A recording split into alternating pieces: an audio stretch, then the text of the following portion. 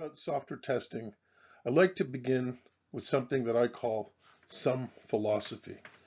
These are basic ideas and principles that I see as a common thread through software testing as practiced as part of the software development process.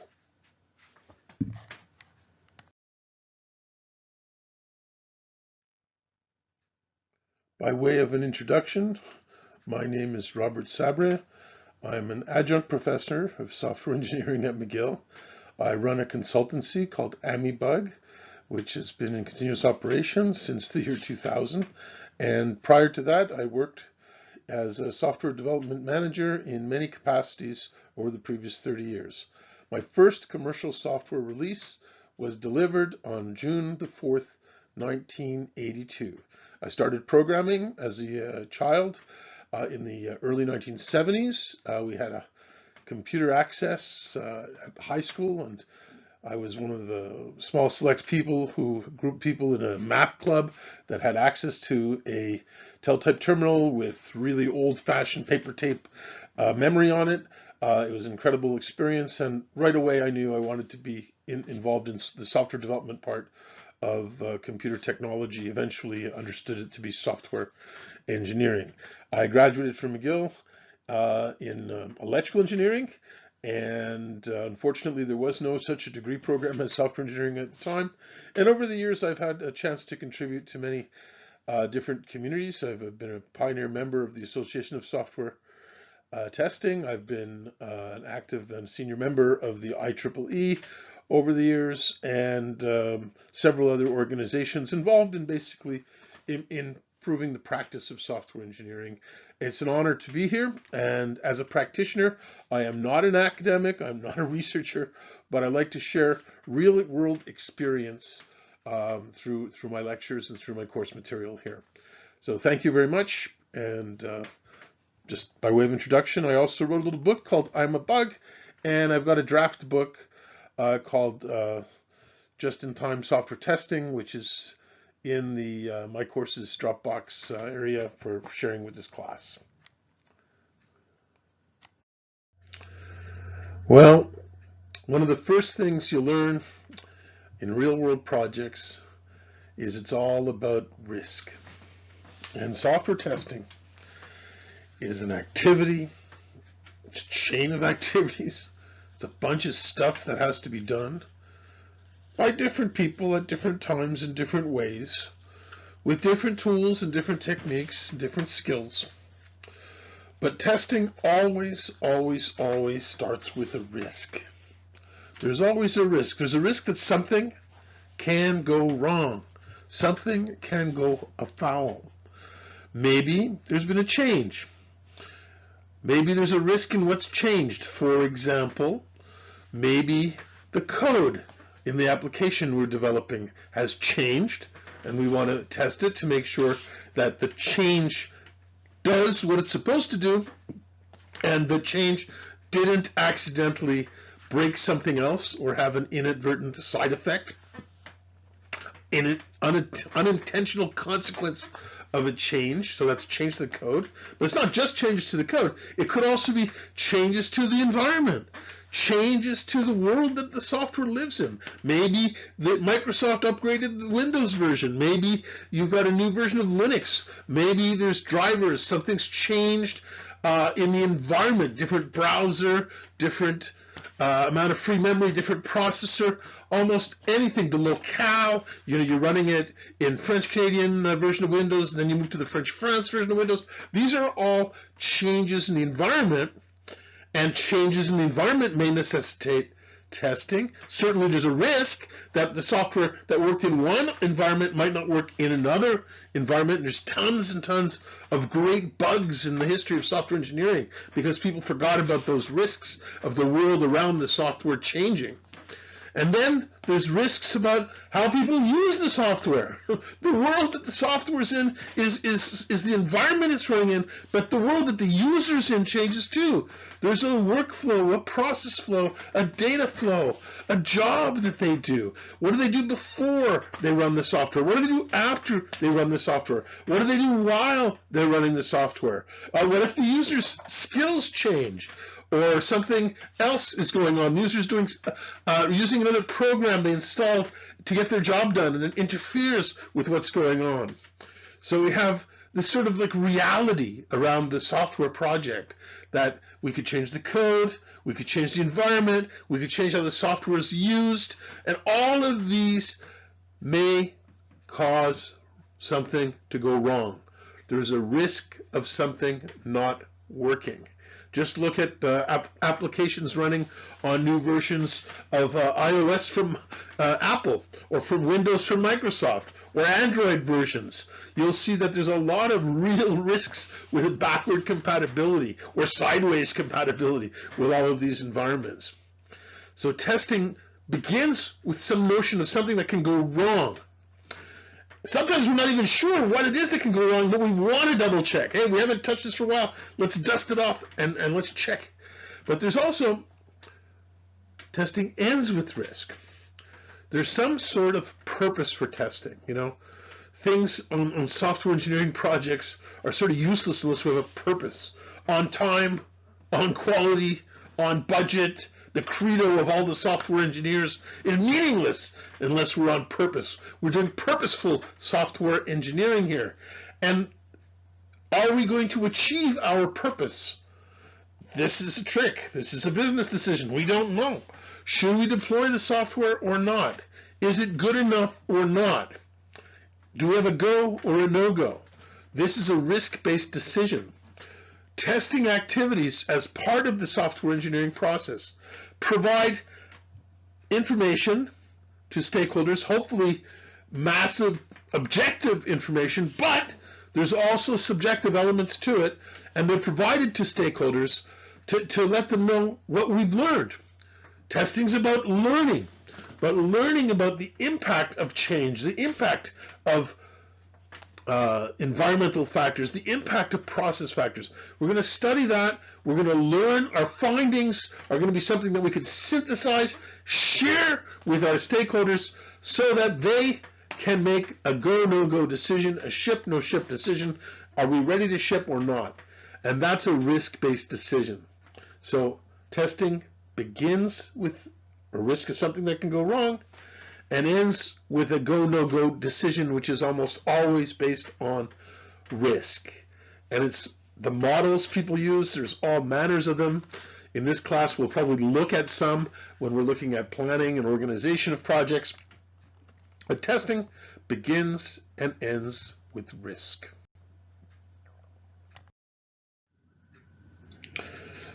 Very often, professional software engineers have to sort of look around and say, hey, I've been focusing so much on the construction of software projects. I've been worried about constructing it, building it, programming it, and something happens, you know. At the end of the day, we ship something and there's like a field reported problem. Someone, some end user, some customer has a snag that occurs, some bug shows up, some problem takes place in the field.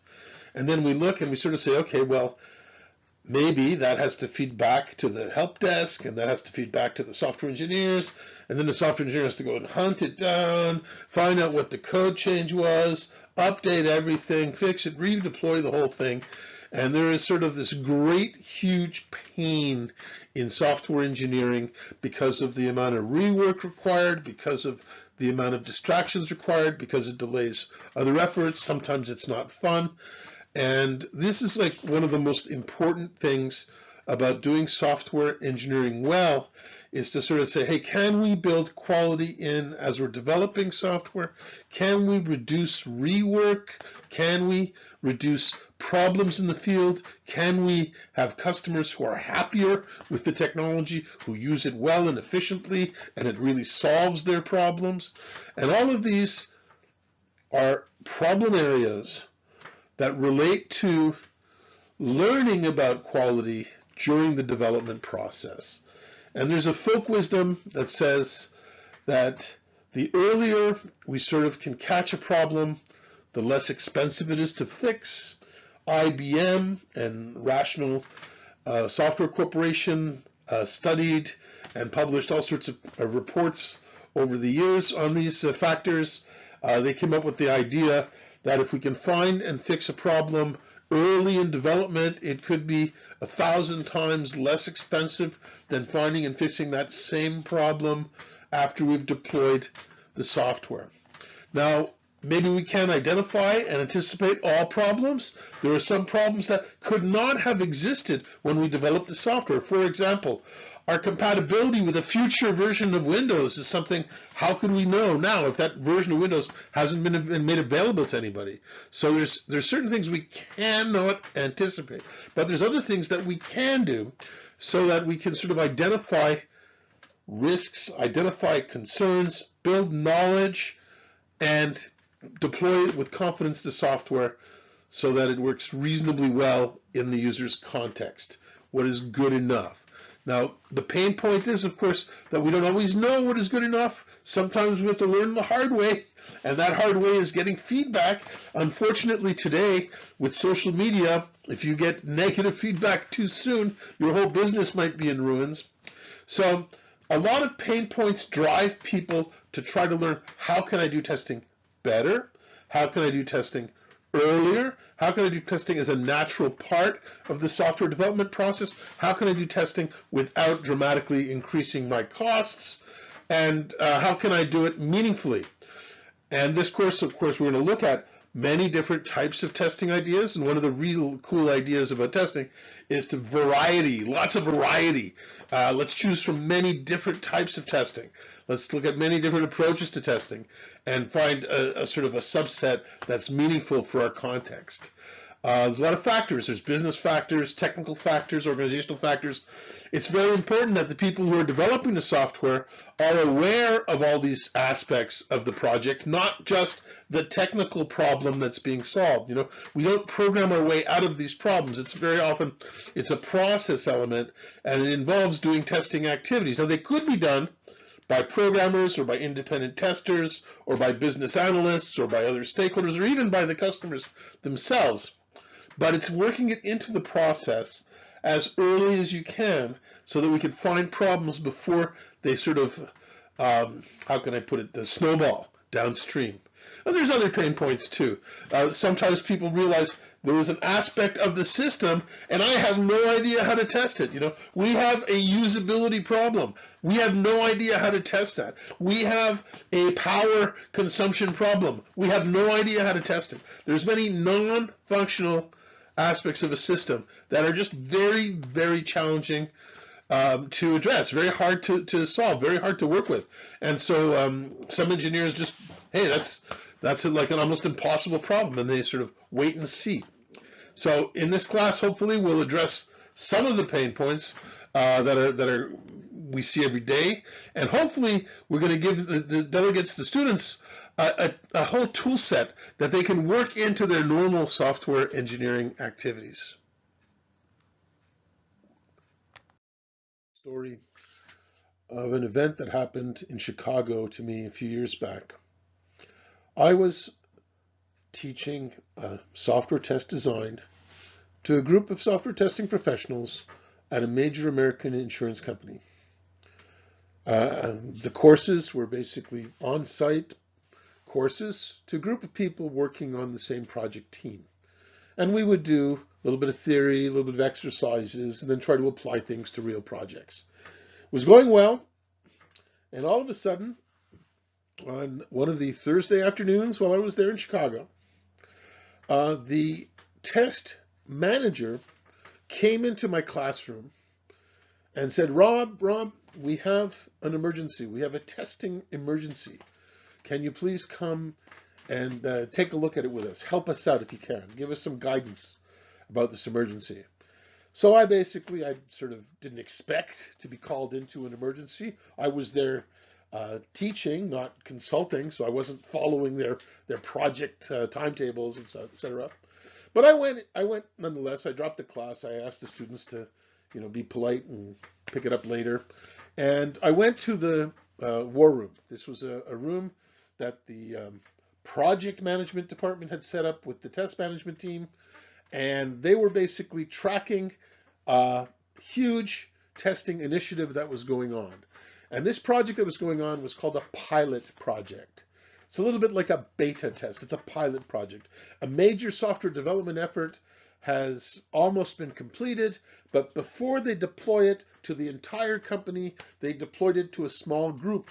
So if you think of the maybe 5,000 employees would be the entire community, they might pick a couple of hundred to deploy it on a pilot project basis. And what they're doing here is they're making sure that the software works in real context. Now, they had already finished all of their normal software engineering work. They had done development, they had done testing as part of the development effort. They'd done very serious testing and very thoroughly tested all of the features of the application that was being used. But the pilot was experiencing a lot of problems. The pilot was experiencing a lot of problems. And so I met with them and I talked to the test manager and started to understand better the project. And it worked out that all of their testing had been focused on individual features. So each feature had been very, very thoroughly tested independently. But they had never tested the features interacting with other features. So cross-feature interference wasn't something they had tested for. Now, they were used to working in old school mainframe technology where every area of the application was really totally independent. And so the only thing that was shared between them was a bit of data. With the new system, they were using a multi-tier architecture with separate presentation layers, business layers, data layers, external service layers, and there was a whole lot of interdependencies between the features. Indeed, features shared code and data and objects and methods and classes and stored procedures and all sorts of stuff. So it was pretty obvious to me that because they hadn't tested cross-feature interference, risks associated with that might well be coming up during the pilot. And they looked at some of the risks, and it was evident that that's what it was. It was feature A was interfering with feature B. So feature A passed the A test, feature B passed the B test, but A, B interacting with each other had never really been thoroughly tested, and they found that things interfered with each other. So, okay, that was the problem. Well, the interesting thing is that because they had never tested for cross-feature interference, they wanted to sort of get a load of how to test this. And so they wanted to sort of maybe use some automation to help them. So the first thing was to take a look at how many features there were. And the project manager and the test manager showed me that they had a main screen. So everybody went to a main screen, and they had 3 pull-down menus, menu A, B, and C. And menu A had 5 options. Menu B had 6 options. Menu C had 2 options. And every combination of A, B, and C went to a separate function. So they had functionality that was basically selected by picking one member of A, B, and C. You had to pick an A, B, and C, and that went to different, basically, functional areas of the system, which they called screens, but it was actually objects, separate objects. But, all right. So the first question that comes to mind is, how many of these objects are there? How many screens are there? And if we just take a quick look at this, it is evident that there's 5 for A, 6 for B, 2 for C. Each combination of A, B, C goes to a different page. So if you multiply it out, you'll get the total number of possible pages or the total number of possible screens. And that would be 5 times 6 times 2, which is 30 times 2, which is 60.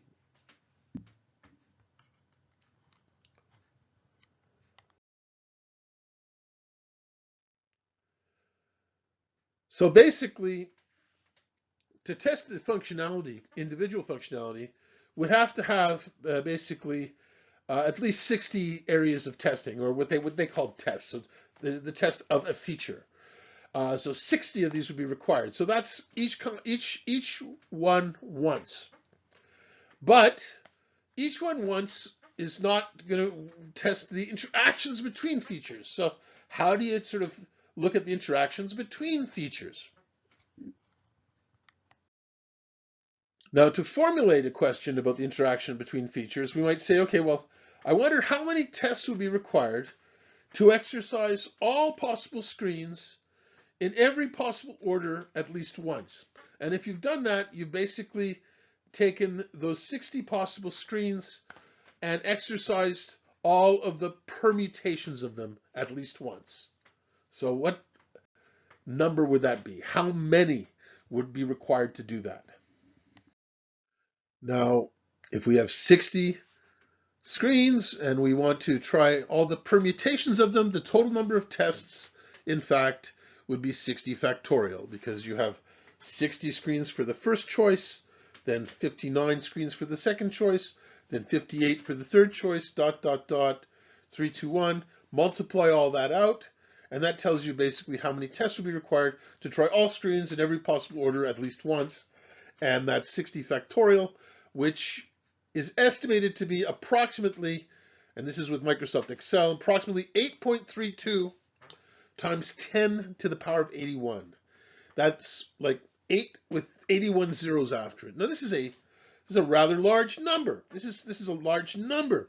Of course, my customer was saying, well, we might have automation. This might help us. Automation might help us. And I was sort of suggesting, I don't think automation will help in this case. As it works out, I'm a big fan of the Hubble Space Telescope. I've had the opportunity to work with people at NASA and the Marshall Space Center. I've had people who have taken public courses of mine in Washington, D.C. who are working on the software for Hubble too. And I have to say that it's an interesting thing when you talk to physicists about the universe from Hubble. And what they suggest is from Hubble that there are between 10 to the 79 and 10 to the 81 atoms visible from Hubble. So that would be what they call the number of atoms in the observable universe from Hubble, at least, based on observing it from Hubble. So 10 to the 79 to 10 to the 81. And that would mean that my customer wanted to do more test cases than the lower bound of the number of particles of matter in the visible universe, which is, of course, impossible. There is no way you can ever do complete testing of all of those permutations. It is not possible. At least not in a lifetime. So I'm there, I'm in the war room, I'm talking to the project manager, I'm talking to the test manager, and I asked them, do we have any other information about how the system is used? For example, I said, do you have any idea of how the workflow of the system is defined? After a little bit of inquiry, I found out that there was indeed a person in the training department whose job it was to teach all of the operators the workflow required to do their job with the new system. This was workflow. So I basically asked, can we get the training people in the room? Training people were invited. They came quickly into the war room. They were happy to have someone express an interest in their work. And sure enough, they explained the workflow and the diagrams and the charts, and they brought us some flow charts of the workflow. So I took this and I said, okay, let's take a look at the workflow. Now, if we are interested in finding cross-feature interference, maybe the cross-feature interference we care about is the cross-feature interference that relates to the workflow of the system. So I basically took the descriptions of the workflow and interviewed the training manager to understand the relationship between it and how it relates to the work of the people. And I basically took that and I created a control flow diagram. Now, a control flow diagram is a type of a directed graph. It's a type of directed graph which, in test design, could be very, very helpful to find interesting tests to expose important problems that matter with a reasonable amount of testing. I took the time to draw on a flip chart the control flow diagram associated with the problem. This is describing the workflow of the system. This was done by hand on a flip chart sheet. You'll notice the R, that's the end node at the middle there. If I had drawn it a little lower, it made it look prettier. But nonetheless, by looking at this diagram, you see that there's actually 45 nodes. That's the circles, 45 nodes, and 65 edges in this.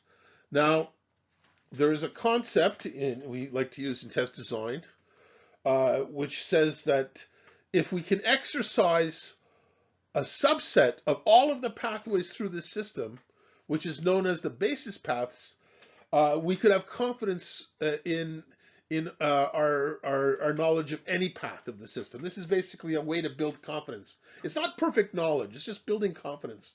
So what are these basis paths? Well, the basis paths are paths from the beginning to end such that they have the following properties. So one, you've exercised each step, each node at least once. You've exercised every branch from every node that you could take at least once. And if you take the whole basis set and test them, you could construct any path with what they call a linear combination of the basis paths. The theory behind this is something that was put together by a gentleman out of Chicago called McCabe. Coincidentally, I was in Chicago doing this, but I love to do this analysis. It's very simple. I know how to do it by hand, although I don't recommend it for anybody who's not familiar with the method to do it by hand. There's tools, there's even free tools that'll help you do this. But basically, I did this by hand. I used an algorithm that was in a book that was published by Lee Copeland called The Practitioner's Guide to Software Test Design to figure out what were the basis paths. And by applying Lee Copeland's algorithm to find the basis paths, I found there were 22 basis paths, which is actually something you can compute if you know the number of edges and the number of nodes. Edges minus nodes plus 2 for a graph gives you the number of basis paths, which is 22. And this is actually the set that I identified that day, 22 basis paths. Now, we start off with a problem that has a 8 point something times 10 to the 81 possible test permutations, but it works out that if you study it from the point of view of workflow, so instead of modeling all the possible interactions in the software, I model what the user's going to do. So you change the perspective, model from the user's perspective. Then you don't try to find all the paths. You try to find a subset of the paths with the property of the basis paths.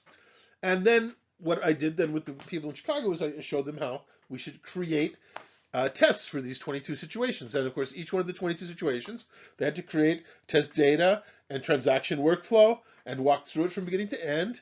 And it took them about 3 weeks to do this because as they walked through these paths, they started finding great bugs related to cross-feature interference, and they fixed them and kept going and going and going until they could run these 22 tests all the time, beginning to end, without any problems. They were then able to redeploy the software to the pilot, and further, after that, they were able to go to production with no further software engineering changes.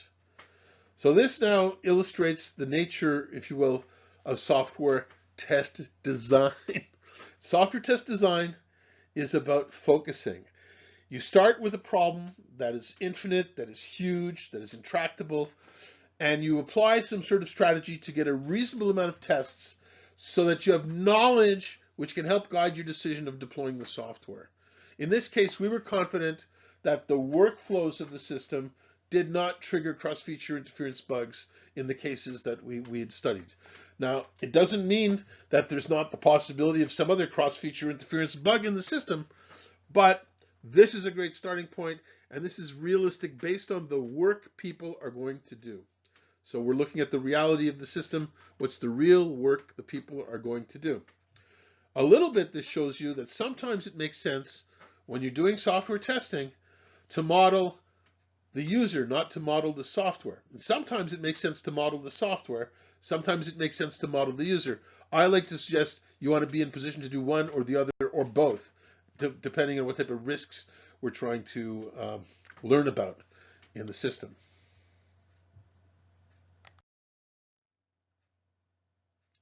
I like to suggest that the fundamental question of software engineering is, how do you know when you're finished? Are we there yet? Are we there yet? Think about this. When I had young children, I used to take them on trips often for several hours. We often drove from Montreal to Ottawa to visit friends. And on the way there, of course, what would my kids be saying? They'd be saying constantly, are we there yet? Are we there yet? And it came to the point that I would teach them methods of identifying if we're there yet. I'd teach them how the odometer worked and to track how many kilometers we've done. Well, we're not in Ottawa until we've done 200 kilometers. Of course, that's not sufficient. You can hit 200 kilometers in the odometer and not be in Ottawa. There's other things too. So I taught them to watch for milestones on the way. Did we achieve this milestone? For example, we have to cross off of the Montreal Island.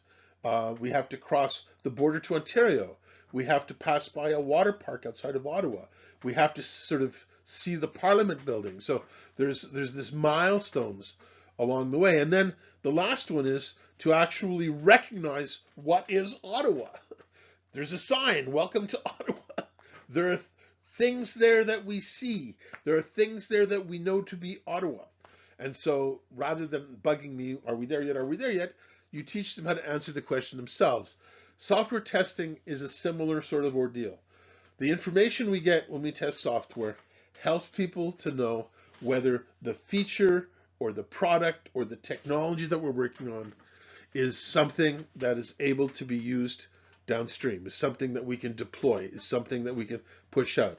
Whether it's automated testing, whether it's done by people, whether it's a hybrid model, whether it's agile or waterfall or engineered software process, the fundamental question is, are we there yet? Are we there yet? Are we there yet? Software testing, as part of a product development effort, is answering a question about what is quality. What is quality? Do we have quality? Is there quality in the product? And I like to suggest that different people have different views of quality. In my consulting practice, I've come across several different views, some of them divergent. There's a lot of different views of what quality is. When I'm on a software testing project, my personal opinion of what quality is doesn't really matter. One of the most important things for me to do is to learn what my stakeholders care about. What is quality to my stakeholders? I like to share this beautiful picture of a blue screen, what they used to call the blue screen of death. This is a blue screen picture, and I like to point it out to people and ask them, what's the problem? What's the bug? What's the concern? And many people will read the text carefully and say, aha, you have a device driver error in Windows that caused the system to crash. And I'll look at them and I'll say, well, actually, no, there's an even deeper problem here. Look at the JPEG. There's a whole vertical bar about 2 inches down this 15-inch screen that shifted to the right. Why is that whole vertical bar shifted to the right? That's the problem with this picture. It's basically a broken JPEG. So this, I find the beautiful irony. It's a picture of the blue screen, which is actually a defective JPEG. So I just pick a few definitions of quality that are popular. One was popularized by Phil Crosby, a member of what was called the Total Quality Movement, writer of the book Quality is Free. And Crosby argued that quality is not a measure of goodness. Quality is objective, not subjective, and quality is defined as conformance to requirements. And many stakeholders on many projects believe this to be what quality is. And if this is true, if this is what your stakeholders care about, that's wonderful and that's great. But keep in mind, in a software engineering project, not all requirements are written down. We have requirements that are explicit, that are stated, that are written down, that are part of our project. But there's also requirements that are implied, requirements that are implicit, requirements that are not written down. And our job, if our stakeholders believe quality is conformance to requirements, our job in testing is often to understand what are these requirements, what are the explicit requirements, and what are the implicit requirements, and we've got to hunt them down. An example of an implicit requirement is on any system, if I made a backup last week, I have to be able to restore it next week. That's actually a requirement I see, in almost every project I ever worked on, which has persistent data, and yet I've never seen it written down, not once. It's an example of an implicit requirement. And the implication of this is that somewhere we've got to test that if we've ever changed the database schema, that we can still restore an old backup. And if we can't do it, well, there's a huge risk, a business risk of deploying the software. Jerry Weinberg, author of many, many great books on software engineering and software requirements, in his book, Exploring Requirements, Quality Before Design, he basically says, quality is value to some person. And this is a nice definition of quality. It's a bit general. Some people would say it's a bit artsy. I wouldn't say that. I would say that if this is true, and if this is what our stakeholders care about, well, that means that I want to find out who is the stakeholder and what do they value. And you got to be careful because at different times in your projects, different stakeholders care and different stakeholders value different things, and it's time variant. So the issue becomes walking into the door, the beginning of the day, and basically asking, hey, what business are we in today? What's going on? Who are the stakeholders and what do they care about? And deliver value on that. But if quality is value to some person, who is the person and what do they value? Our job is to learn that and then to deliver on it. And that's going to be dynamic, not static. It will change as the project goes on. There's a definition of quality that was popularized in the 1950s by Joseph Juran. He was a consultant in quality systems, mostly production quality control. But he basically said quality is not conformance to requirements.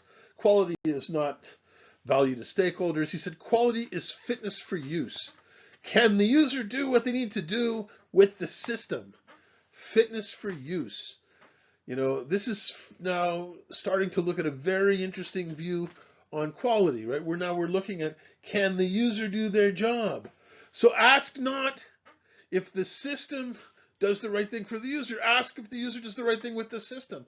Who is the user? What is their job? Can they do their job with the software? This is actually a very popular view of quality today, and we see it a lot in agile teams, especially ones practicing behavior-driven development, where we're always looking at, can the user do what they need to do with the system? It's not my choice. It's really what the stakeholders care about.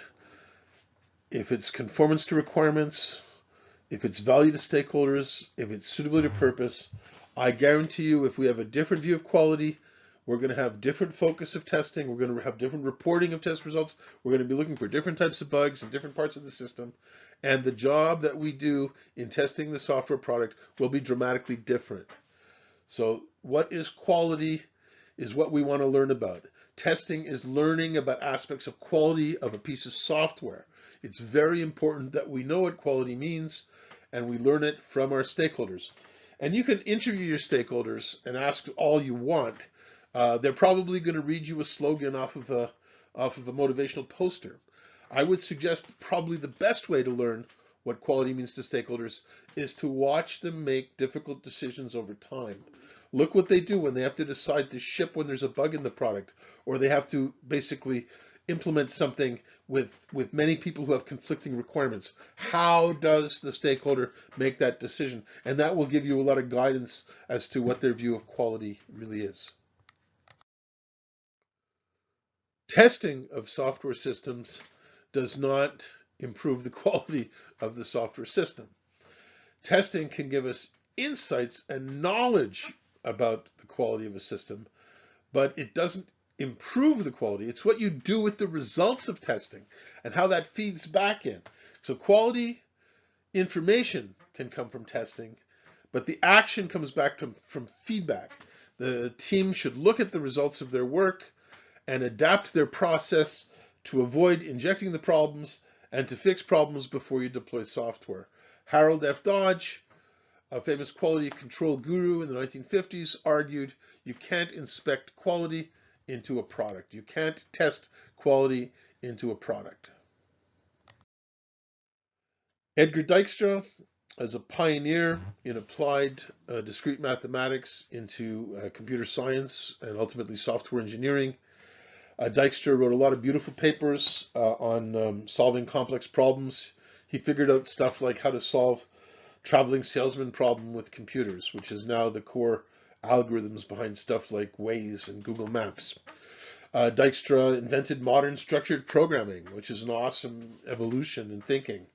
And Dijkstra also put a lot of thought into testing. Dijkstra writes that program testing can be used to show the presence of bugs, but never to show their absence. No amount of software testing can demonstrate that a product is bug-free. The amount of test cases for even the simplest problem is infinite. There's an intractable, open-ended problem in testing. Testing can show the presence of bugs, but not the absence of bugs. And to me, this is Dijkstra's principle as applied to software testing. The implication here is that in testing, really when we're designing a test, we're trying to focus our work, find some subset of all of the possible tests that can give us meaningful insight into the risks we care about.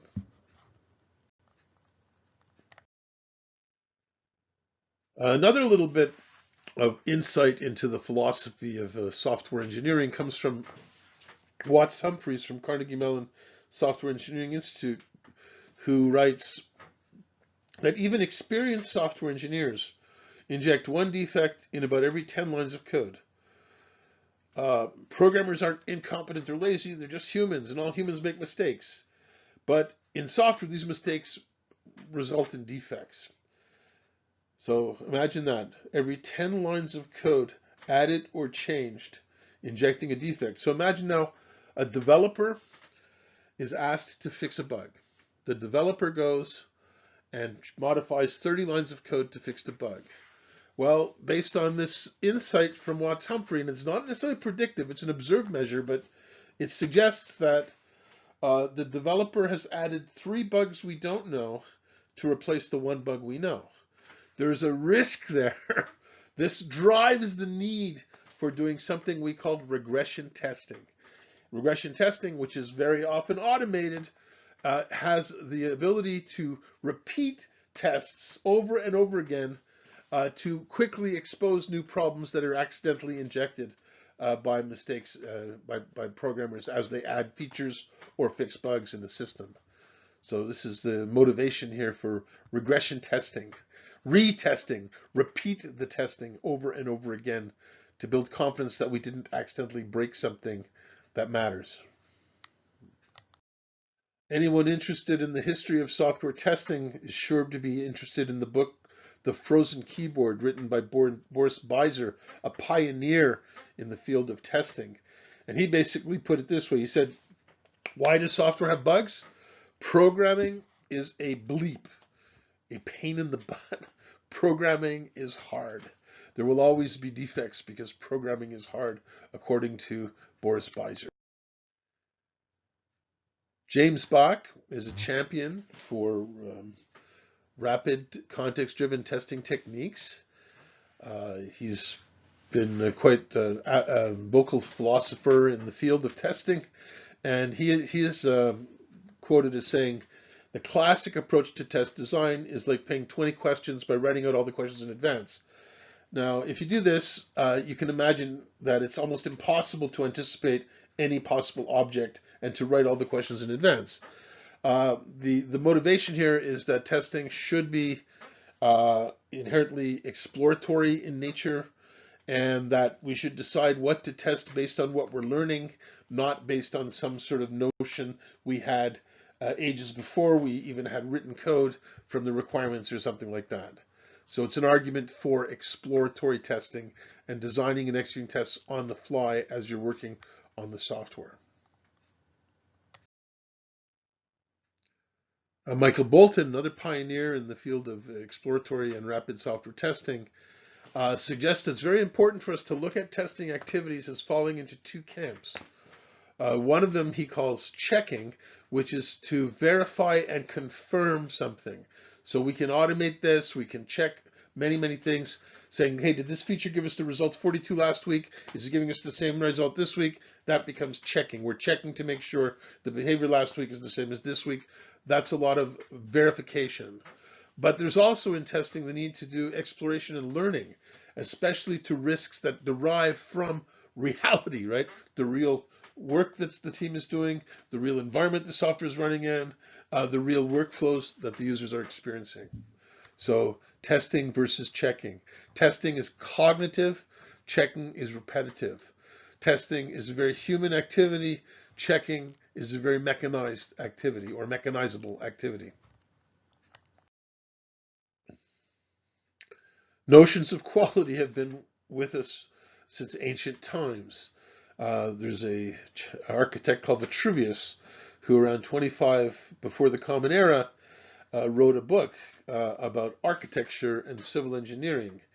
And he suggests that architects should be ingenious. Vitruvius wrote about the skills of the architect. An architect should be good writer, draftsman, know geometry and optics, understand figures, counting, numbers, accounting, know history, which I think is important, informed on principles of natural and moral philosophy, music, and not ignorant of the sciences. So this is like the idea of what a skill set, what a rich skill set is required to be an architect or required to be a civil engineer. And what a beautiful way to look at it.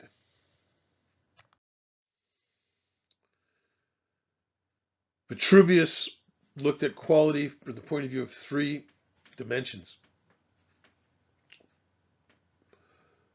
durability, utility, and beauty.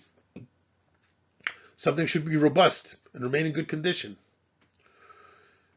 It should be useful and function well for the people using it. That's suitability to purpose, right? And it should be delight and raise their spirits. Actually fun, actually a positive user experience. Vitruvius, 25 BCE, on quality.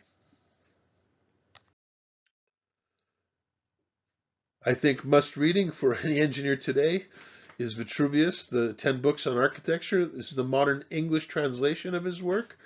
It's beautiful, it's simple, it's crisp, it's clear. You'll learn a lot of things about team building and about organizations and getting complex things done. But that's in the domain of civil engineering and architecture. And they've been at this. This book was written over 2,000 years ago. And before Vitruvius was written, they had like something like 3,000 years of practical evidence-based experience. This is a long time. Over 5,000 years of practice in civil engineering to today.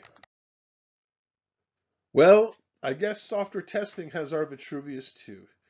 It was written in 1979 by Glenford Myers, who worked at the time at IBM, and he was very brilliant in the field of computer architecture, hardware architecture, software engineering, and software testing. And he wrote the very first book about software testing called The Art of Software Testing in 1979. Now just keep in mind, civil engineering and architecture has over 2,000 years of documented evidence-based practice. We've got something like 50, depending where you count it, in the world of software testing. My point here is that software testing is a new field. It's a new field. It's not something that we have a lot of track record on. And I guarantee you that every one of you, when you're working in practice, will have a project or problem that is absolutely unique that no one else has had yet to solve. There is no catalog or template giving you the solution to the generic testing problem. They are all unique. We have not got generalized solutions. We do have methods and techniques and tools and approaches. There's a lot of things we can do.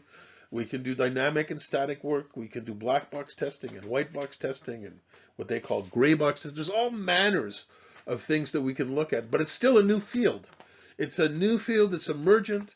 I urge you to, as much as you can, track new work, participate in communities, attend conferences, read books, share your experiences, and advance the craft. It's a new field. Of course, it's a new field. It doesn't mean that we can take liberties with the field. Yoda in Star Wars is quoted as saying, no, try not, do or do not, there is no try. Even though software testing is a new and emergent field, you should have deliberate workflows on your project. If you find a bug, what are you going to do with it? How are you going to decide which bugs to fix, which bugs not to fix? How are you going to decide what bugs to look for, what bugs not to look for? How are you going to decide what's in scope, what's out of scope? How deep, how thorough our testing should be? Any methods and techniques that are in or out? Is there a duplication of effort or a duplication of risk? We should do these things deliberately. So purposeful and deliberate things. No matter what your life cycle is, have these questions answered before you start. What are you going to do if the requirements change? What are you going to do if you find a bug? What are you going to do if you have to revert to an old version of something? All these type of things, we should know the workflow before we dive in to the software testing project. It's sort of silly, and in my view, almost ridiculous to start testing a project without really knowing what you're going to do with the results of testing. Perhaps the only exception will be academic, where you're trying to learn the techniques. In the 1950s, Northcote Parkinson wrote a book called Parkinson's Law, where he actually studied the work habits of people, and he found out that work expands to fill the time available for its completion. So this is interesting because this is called Parkinson's Law, that work expands. And it's sort of true. You can keep testing one feature forever and forever, and it can keep growing and growing. So one of the tricks of the trade is to apply things like time boxing to your software testing. So say I will test for a few hours or a couple of hours or an hour. And then at the end of that session of testing, I'm going to review my findings, see what I've learned, and ask my question, did I learn enough? Should I dive deeper or should I move on to something else? So this is basically session-based testing management, helps us organize things, because otherwise the work expands forever and forever. Vilfredo Pareto, an Italian economist of the late 1800s, early 1900s, studied the distribution of wealth. He found that 80% of the wealth is in the hands of 20% of the population. This led to some interesting economic theory at the time.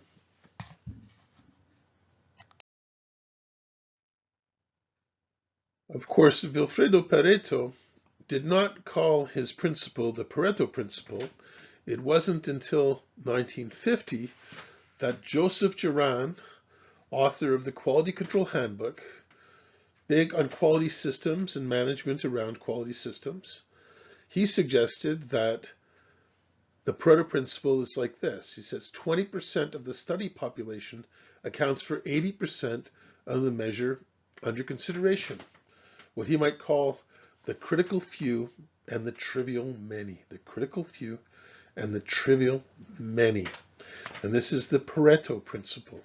Applied to engineering, what it might imply is if you know what all the transactions of a system is over a period of time, take the log file, sort it out by diminishing frequency, you'll find a curve that looks like a sort of decaying exponential curve in your bar graph, and that's a natural Pareto distribution. And you'll be able to pretty quickly identify that a small subset of the transactions happen very frequently. And this can help you in testing. If you don't have time to try everything, well, maybe you can put a lot of effort on regression testing around the features and the transactions that make up that 20%. So that's the Pareto principle. And it fits all the way across the whole spectrum of testing. In non-functional testing, functional testing, unit testing, system testing, fits everywhere. The word test hopped from Latin into the English language in about 1370. And it came from the Latin term testim, relating to an earthen pot, a piece of burned clay, a shell. And of course, what this pot was used for was assaying, and in French, testing is essayer, right? Essayer, assaying. And what they would do is they would take precious metals in it and pour it into the testum to get a feel for whether the metal was pure. So if there was lead, for example, they thought it would get leached into the clay, and therefore the testum would, if you would, add value and improve the quality of precious metals by leaching out the impurities and imperfections. So that's the word testing. Interesting enough, the word test drive entered in the 1950, and it did come indeed from the auto industry. So test, 1370s, hopped over from Latin. Sort of formal modern definition of testing is being advocated a lot by the context-driven testing community. And this is published by James Bach and Michael Bolton. They define testing as a process of evaluating a product by learning about it through experiencing, exploring, and experimenting, which includes to some degree questioning, study, modeling, observation, inference, etc. So that's the sort of definition of testing. The IEEE put together a volume called the Software Engineering Body of Knowledge, which is not really universally accepted, but it's a good attempt to try to standardize some terminology and some methods or methodology. They define testing as the dynamic verification that a program provides expected behaviors on a finite set of test cases, suitably selected from usually infinite execution domain. I think what they're mentioning there is true. That goes back to Dijkstra, right? There's an infinite number of possible things to try and only a finite that we can try. And the suggestion here is dynamic verification. We're doing something to verify it while the program is running. So that's Sweebach's view on software testing. And since I've been in the field for quite a while, I thought I'd throw my view of it. I define testing as purposeful learning about the quality of a software product. It's not just learning, it's purposeful learning about something that's going to give knowledge to someone. What we learn, our findings, are going to inform some sort of decision.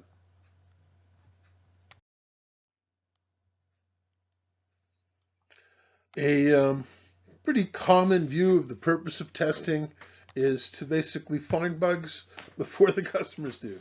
Find problems before the customers do. Find problems before they're an operational concern. So that's sort of a common view of testing, and I have to say that there's nothing wrong with that view, although I prefer a broader scope. I prefer a view that the role is to provide input to facilitate business decisions, to help, in fact, to drive business decisions. And a lot of people who are involved in testing become trusted advisor to business stakeholders, and to keep stakeholders aware of issues and concerns that relate to our ability to ship or otherwise deploy a product. Steve Covey, author of 7 Habits of Highly Effective People, he suggests that the first habit that everybody should have to be effective is begin with the end in mind. First things first. Know the purpose of testing before you start testing. And Steve inspires me to make sure that before we start testing, we know what we want to learn about. So we can make a statement like a test objective, which suggests what we want to learn about. What risk or attribute or characteristic of the system do we want to learn about by doing testing activities? And I'm not always the person who's politically sensitive to what's a bug and what's not a bug. I know in some companies it is very important to have very specific terminology around these things. For me, broad is good. I don't want to ever make the mistake of not reporting a bug. And so I might suggest here a nice definition for a bug is whenever we have a concern about the software, we can call it a bug. It doesn't mean we have to address it. It doesn't mean we have to resolve it. It just means we want to take note of it and make a decision about it. So whenever we have a concern with software, we call it a bug. And generally speaking, for the purpose of this course that we're taking, that's a very reasonable definition. But when you're working on a team, when you're working with others, it's really important to know what they consider a bug and to be cautious about that and to try to use the terminology wisely. There's usually a very good reason to have specific definitions for terms related to bugs. So here's some words that people use associated with them, and you'll see that they're all distinct things. For example, a fault or an error is a mistake made by a human being in implementing something or designing something. We made an error. It's a fault. There's a fault. Then a failure is the sort of misbehavior of the software we're developing due to the fault. So the failure is not the fault, but the failure is caused by the fault. And a symptom is what we can observe of the failure. So when you see a weird message on a screen or a strange behavior of a system, that's a symptom of a failure which is caused by a fault.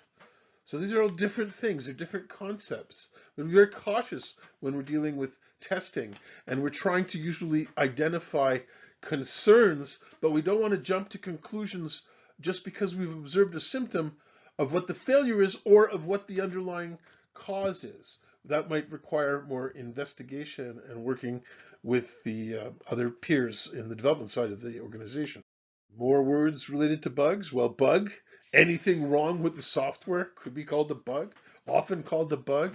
Edison is often suggested as one of the first persons to really use the term bug a lot in describing problems with systems. There's bugs in this system. Defect is often considered a legal term. It's a very formal term. Consumer law says that you shouldn't sell products if there are defects that you know about in them. It's sort of a legal issue. And then there's terms like anomaly or issue or snag that are used by different industries and different companies as synonyms for bugs in their organization. So sometimes people will call it an issue because it might be a problem or it might be a new requirement request, and they don't want to sort of say, hey, it's really necessarily a failure, or it's not necessarily caused by a failure. It might be caused by a new requirement that came out of the blue. So here's how the terms relate a little bit. A person makes an error. The error causes a defect. The executed defect leads to a failure. And then the defect symptom is the incident. So the failure that you observe, symptom of that is called an incident, or some people call it an incident. I love to consider the work of Boris Beizer. So he wrote a lot of books about software engineering and software testing, computer architecture, software architecture, performance analysis. This guy was all over the map, but he had this wonderful view of severity, how much damage a bug can cause. And he sort of looked at it this way and said, well, a bug could be mild, moderate, annoying, disturbing, serious, very serious, extreme, intolerable, catastrophic, or infectious. And this is sort of like a view of all the badness and how many levels there are. And by the way, you can have multiple failures caused by the same defect. So the defects are not always working against each other. In a lot of systems, the defect is hidden there for a long time before it reveals itself in a failure. Some bugs show up in time, some in place, some depending on the use. So there might be a bug that shows up only after maybe the year 2K passes by, right? The Y2K famous family of bugs, when we went from 1999 to 2000. It could also be that maybe the programmers thought about time from one perspective when they wrote the code, They wrote it as if it was in one time zone, but then when you have multiple time zones, things don't make any sense. Or there might be defects that just show up as time goes on. I've had bugs show up that 20 years after the code was written, they show up because the world around us has changed. So where the code is used, if you take the exact same code, run it on a different system, a different computer, a different processor, it may not work. Maybe a bug that's in one place never shows up unless you move it. Maybe you need to have a lot of empty disk space for the bug to show up, or maybe you need to have a very fast CPU clock for the bug to show up. And then there's use. Maybe someone tries to use the software in a way that's never been done before, and this leads to finding these defects. So the bug can be hidden there for a long time. It's a latent defect, it's hidden a long time, and then boom, it shows up because of some sort of factor around it that causes the bug to be exposed. It's been there all the time, but it didn't matter until now. I like to think of some metaphors around bugs. For example, a bug can be camouflaged. It looks like it's working, but it's not. It's in plain sight, but you really have to understand what you're looking at to catch it. So that's a camouflaged bug. A lot of domain expertise required to find these ones. So sometimes these camouflaged bugs just fit right in, it's sitting there and it's been there for ages and no one did anything about it because no one knew it was a problem, or no one thought it was a problem, or someone thought someone else was going to do it, and it's just part of what we're used to. We're used to seeing this weird error message when we boot the program. We just get used to it. Eventually it just fits right in. Sometimes these bugs shuffle around. They move around. They're sort of hidden, and you don't see them until they get in your face. It's like email attachment bugs that don't show up unless you have maybe the strange attachment type that's the fourth attachment out of 5, followed by something else. There's weird things that happen, and it depends on sequences of events to lead to the bug getting exposed. When we have a latent bug, and we want to fix it, we're taking sometimes a big risk. Fixing a latent bug can be problematic. The user may have come to depend upon it. There's a classic case of Bell Canada.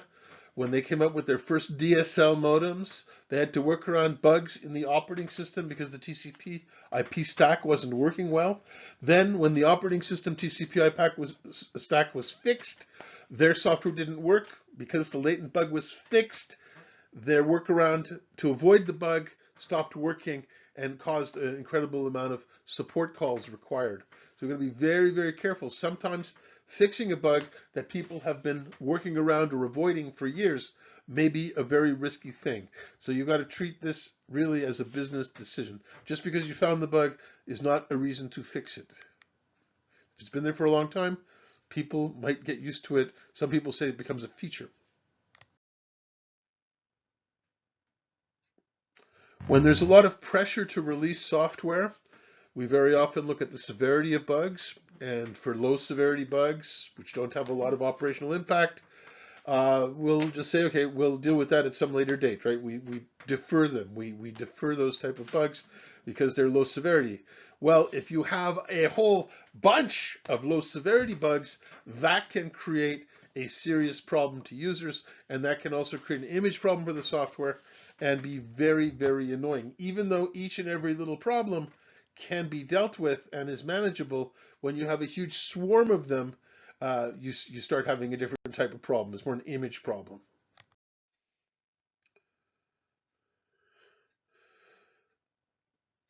It's all about people and the occasional bug. This is a truth in software testing. People write the code, people use the code. We're sitting somewhere in the middle when we're testing software. We've got to communicate bugs to programmers without insulting them. We're going to talk about the behavior of the software, not the behavior of the programmer. And similarly, when customers require problems, when they have problems, they need help solving them. Even though we're trying to isolate them, they need workarounds for them. It's all people. We have to learn a lot about tact and discipline in communication with people.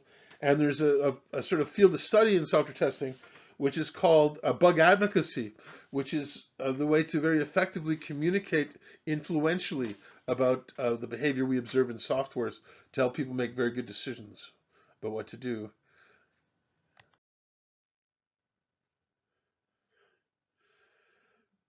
In software testing, project context matters. Context drives testing. It is not just saying it depends, different strokes for different folks. It is very real. It's very important for anybody who is designing and implementing tests on a software project, no matter what level, no matter whether it's very low level code or high level abstraction between cross systems. It's very important to basically understand the factors that influence decisions on the project. These factors are called context drivers. They could be related to the business, technology, organization, or even cultural elements of the system. You know, what value are we offering someone? That's a business context. How are we going to solve the problem? That's a technology context. Who is responsible for what? It's an organizational context. There's many different context factors. It's important that people testing software are aware of the context factors of the project. I like to put together little mind maps to remind me of the different things I should be concerned with. For example, who are the stakeholders? What market are we selling to? Where is our customer in the market? How is the product capitalized? Where are we getting our money from? Are there any legal obligations, regulations, service level agreements we have to conform to? These are all business factors that matter a lot to help us focus and decide on the depth and scope of our testing. There's technological factors. Are we writing the code ourselves? Are we licensing it from someone else? Is it a hybrid model? Is it a componentized system? Common today, REST APIs. Is it experimental software development? Is it a mature system? Are we a mature organization or are we innovators? And organizationally, do we change a lot? Some companies are constantly changing. What's our structure? What's our organization? What's our framework? What's our software development lifecycle model? So all of these are types of context drivers. And while the project is going on, it's important to know the ones that influence the project, but it's also important to watch for changing context drivers. Watch for changing context drivers. And then adjust and adapt your work accordingly. And of course, it's not just the testing that cares about these things, it's the entire programming and life cycle around requirements, design, implementation, and testing. An interesting example of context comes from the famous iPhone 4. In 2010, this was a product that was instrumental in the success of Apple. They made a lot of money with it. It was a beautiful innovation, fantastic user interface, great evolution of their product family. And at the time, the market was starting to get competitive, so they needed a boost at Apple. So this was their boost project. So they came up with the iPhone 4 in 2010.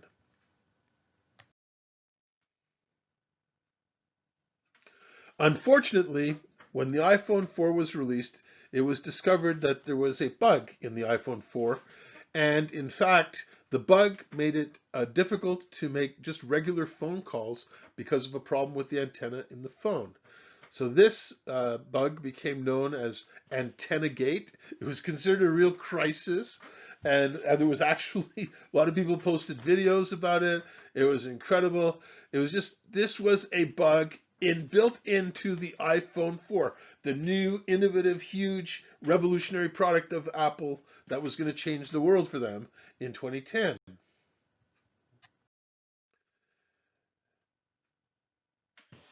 CNN News reported that it was the top technical failure, or at least in the top 10 technical failure of 2010. So the iPhone 4 was the laughing stock of the world, right? It was this product that couldn't make phone calls. Alexander Graham Bell is turning in his grave. How could you have a phone that doesn't allow phone calls? This is a serious problem. Top 10 tech failures of 2010 according to CNN.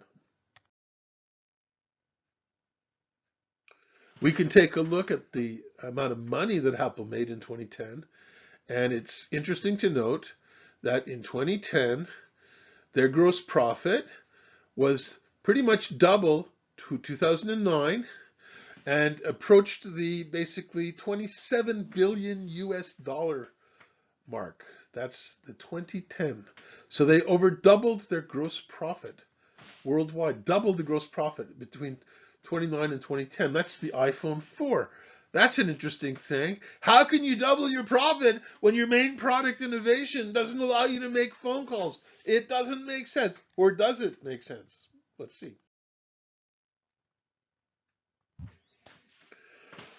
Jeff Moore wrote a beautiful book called Crossing the Chasm, where he sort of explains where people are in the market cycle.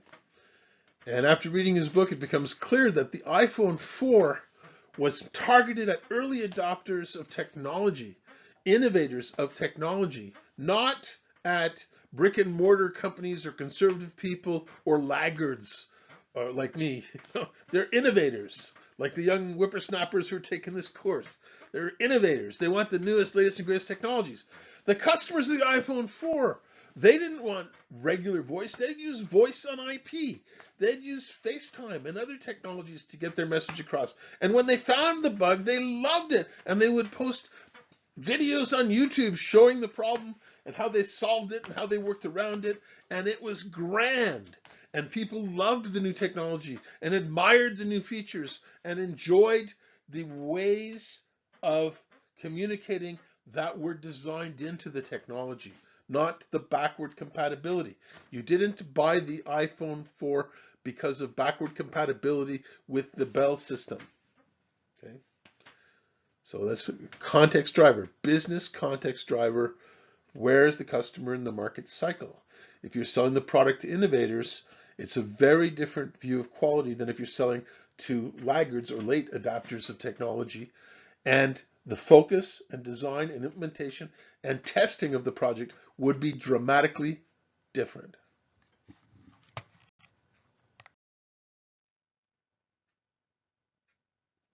In 2010, when Apple released the iPhone 4, Research in Motion released a BlackBerry.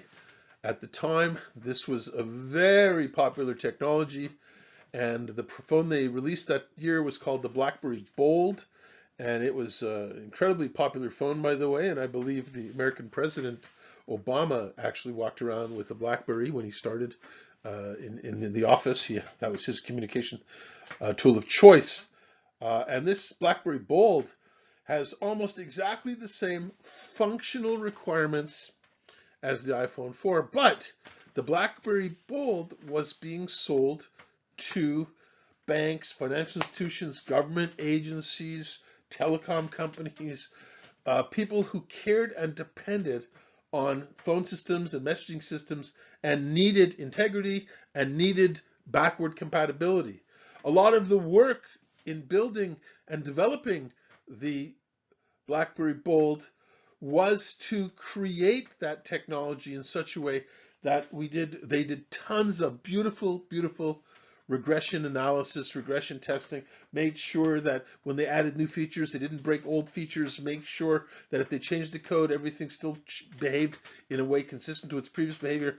It was fascinating. So imagine this, almost exactly the same requirements, almost exactly the same software engineering requirements, but dramatically different focus of testing because of the target market.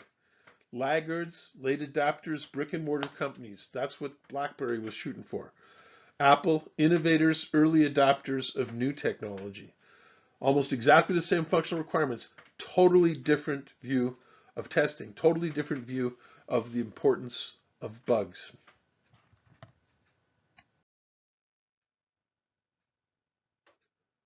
On a software project, it's very important to listen for changes in context, monitor drivers, monitor sources of information, learn, follow people in other departments. There's the people in the finance department, the accounting department. They're going to know a lot about context factors related to money and cash flow. Very important feature of a software engineering world, money. Then there's the people in sales and marketing. whom I urge you to build relationships with. They come back from trade shows. They learn what the competition is doing. They learn what the customers are really looking for. And when we anticipate changes to context listeners, we can adapt how we focus our testing, what's in scope, what's out of scope. Some things we thought are important or are less important. Some things we didn't think were important become more important. It's dynamic, not static. We have to be able to react to changes in context. So it's not just changes in requirements, it's changes to context around the project. And of course, that's not just testing, it's all of software engineering.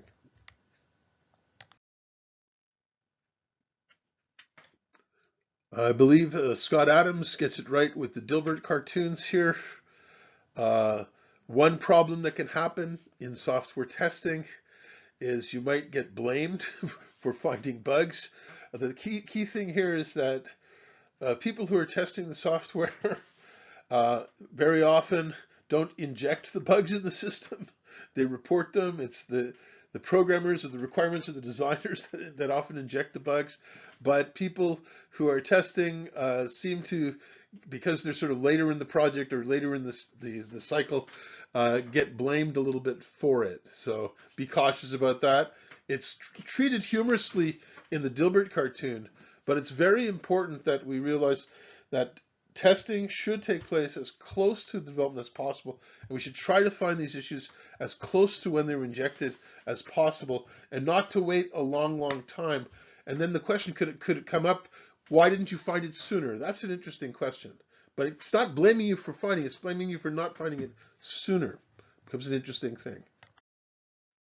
And of course, to close the last Dilbert on quality here, incentive for writing bug-free software is to pay a bonus for every bug you find and fix. So of course, Wally wants to go and code a minivan this afternoon, right? Because he's going to inject so many bugs in it that when he finds and fixes them, he's going to get rich. Be careful about this incentive thing here. It's hilarious. Bonuses for finding bugs, risky business. Anyhow, thank you very much for listening. This some elements of philosophy that govern some decision making and are important to know because they influence a lot of what actually is testing in software projects. It is not a one-stop shop. There's not just one way to do it. There's a lot of methods and techniques. There's a lot of focuses, a lot of things we can do, a lot of things that we can do, but we've got to choose not to do on purpose. It's very important to do things deliberately, not to sort of do the first thing that comes to mind and then run out of time and we have to ship the product. So think it through, think of the alternatives, consider the context, consider quality, provide stakeholders information. Remember Dijkstra's principle, testing can only show the presence of bugs. We cannot possibly demonstrate the software is bug-free. Anyhow, have a very, very good day. Thank you very much.